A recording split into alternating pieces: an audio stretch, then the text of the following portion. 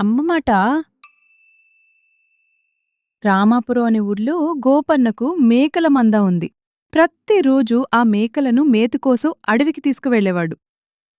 ఆ మందలో ఒక మేకకు పిల్ల పుట్టింది. పుట్టిన పిల్ల అప్పుడప్పుడు మంద నుంచి బయటికి వెళ్ళిపోయేది. ఆ విషయం గమనించిన తల్లి గట్టిగా హెచ్చరించింది. అడవిలో క్రూర మృగాలుంటాయి, మంద నుంచి బయటకు వెళ్ళొద్దని గట్టిగా హెచ్చరించింది. అయితే తల్లి తనపై కావాలనే కోపడుతుందని, బయట చాలా అందంగా ఉంటుందని, తన సంతోషానికి అడ్డంకి చెబుతున్న తల్లిపై కోపం పెంచుకుంది. ఒకరోజు తల్లి చూడనప్పుడు మంద నుంచి బయటకు వెళ్ళిపోయింది. ఒంటరిగా తిరుగుతున్న పులికి కనిపించడంతో ఒక్క ఊదుటున పంజా విసిరి మేకపిల్లను ఆరగించింది.